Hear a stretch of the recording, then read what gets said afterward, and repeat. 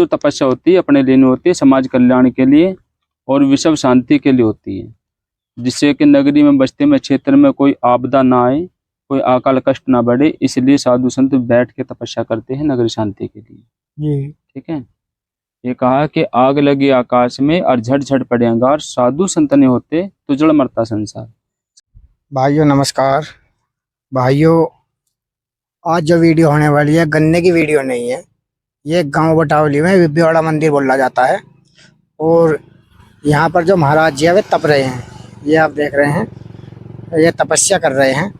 और इनकी जो तपस्या है वो किस मकसद से है, ये आप देख रहे हैं। चारों ओर धुआं लग रहा है और ये धुआं बढ़ता ही चला जाएगा। ये कितने दिन रहेंगे ये भी जानकारी कराऊंगा भाइयों। पर हिंदू धर्म के अनुसार आप देख रहे हैं जो महाराज बड़ी तपस्या करते हैं वो इस तरह की तपस्या होती है। इसमें बीच में बैठ जाते हैं और चारों ओर अग्नि प्रज्वलित कर दी जाती है। ये देख लो, 7 धुएं हैं चारों ओर इस प्रकार से। और ये बिब्बीवाड़ा का मंदिर है। ये बसुम्मे से और खतुल्ली रोड बोली जाएगी इसको। रास्ते में गांव बटावली पड़ता है और बिब्बीवाड़ा के मंदिर में ये इस तरह से तपस्या चल रही है। ये कितने दिन करेंगे, किस मकसद से करेंगे, जानकारी तो मैं महाराज जी को उठने के बाद कराऊंगा। और भाइयों, जेठ की दोपहरी में इस तरह से बैठकर यानी कि भक्ति करनी, तपस्या करनी बहुत मुश्किल बात है। और चारों तरफा गुस्से जल रहे हैं, आग जल रही है और जेठ की टाल दोपहरी है। अब 2 बजने के करीब हो रहा है। तो इतनी दोपहरी में बैठना किसी वैसे आदमी के बस की बात तो है नहीं। मैं भी किसी दिन बैठ के देखूंगा बाबा जी का दौरा, जब आपको दिखाऊंगा जब ये गुस्से ज़्यादा हो जाएंगे, क्योंकि ये अभी थोड़े हैं। और भाइयों, अब बाबा के उठने का टाइम हो गया है।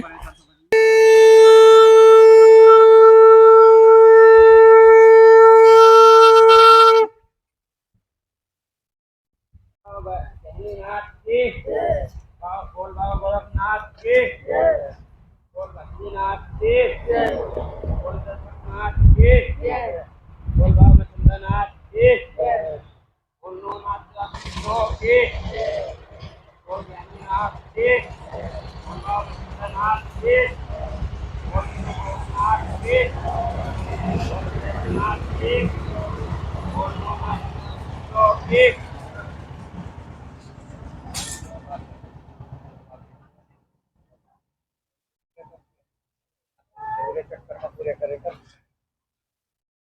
बाबा चक्कर का एकत्र काट रहे हो?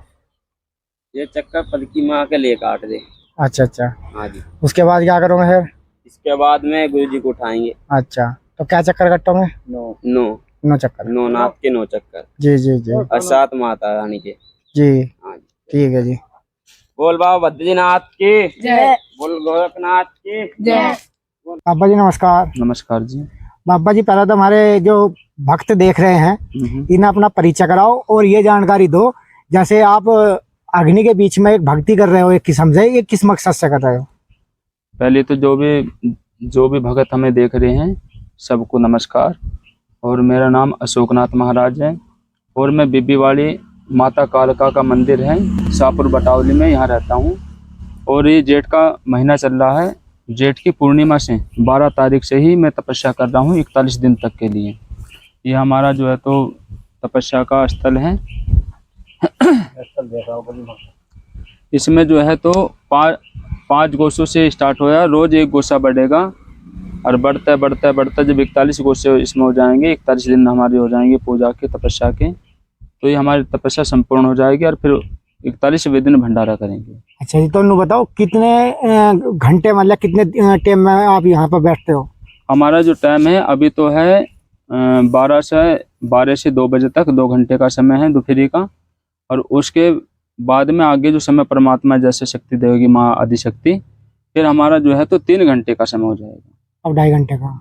अब 2.5 का 2-2.5 का ऐसे जाता है जी। और ये जब आप तपस्या कर रहे हो ये किस मकसद से कर रहे हो, मतलब नू बताओ, गांव की शांति के लिए या कहीं मकसद से? ये जो तपस्या साधु की होती है, साधु की तपस्या, साधु ने क्या चाहिए 2 रोटी हर समय पे लंगोटी। हमने तो ये जो तपस्या होती है अपने लिए नहीं होती है, समाज कल्याण के लिए और विश्व शांति के लिए होती है। जिससे कि नगरी में बस्ती में क्षेत्र में कोई आपदा ना आए, कोई अकाल कष्ट ना बढ़े, इसलिए साधु संत बैठ के तपस्या करते हैं नगरी शांति के लिए। जी ठीक है। ये कहा कि आग लगी आकाश में और झट झट पड़े अंगार, साधु संत नहीं होते तो जड़ मरता संसार। साधु कभी भी अपने लिए भजन नहीं करता अपन, क्योंकि जो साधु बन जाता, साधु का अर्थ होता है भाई, साधु किसको कहते हैं? जो अपने आप को साध ले, अपना जो भोजन पानी इनसे प्रेम नहीं रखते, सत्य ही जो प्रेम रखता है उसे साधु कहते हैं। और घर परिवार छोड़ना, हाँ, जो जैसे ये जो तपस्या होती है, अपना घर छोड़ डाल तो सारे घर अपने, और माता पिता छोड़ दिए तो बहन भाई, सब घर बहन भाई अपने, और इस संसार में सारा कुछ छोड़ने के बाद सारा संसार अपना हो जाता है, जब ये साधु की तपस्या पूरी होती है। जी तो अभी कितने दिन और करना है जिस तरह से?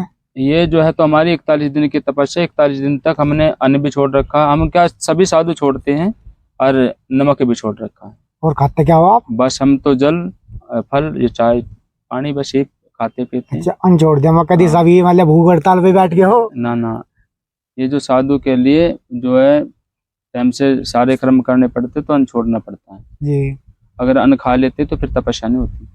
जी। तो बाबा एक बात और बताओ, जैसे आपने 7 धूने लगाए हैं, इनके बीच में बैठना है, तो कोई भी बैठ सकता है या आप ही बैठ सकते हो उसमें? ये कहा कि गुरु बिगर ज्ञानी, शब्द बिगर सुरस्ती नहीं। अगर जिसको मोटरसाइकिल नहीं आती उसको तुम मोटरसाइकिल का स्टीयरिंग पे बिठा दोगे तो एक्सीडेंट तो होना ही है।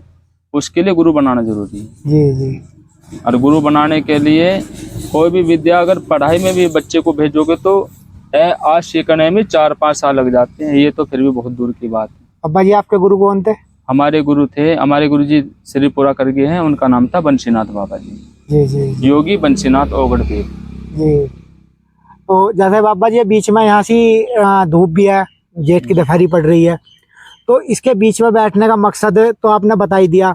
ये गुस्से रोज बढ़ेंगे? हाँ जी। और 41 दिन तक कितने गुस्से लगेंगे फिर? ये जो गोसे हैं, ये शुरू में 5 लगते, पहले दिन जिस दिन बैठते हैं जी। स्थापना होती है, और रोज जो है 7 धोने हैं। 7 धोने का अर्थ होता है सत्य का, मतलब सत्य का ही प्रकाश होता है, जी सत्य की स्थापना होती है, इसलिए 7 धोनों की तपस्या है।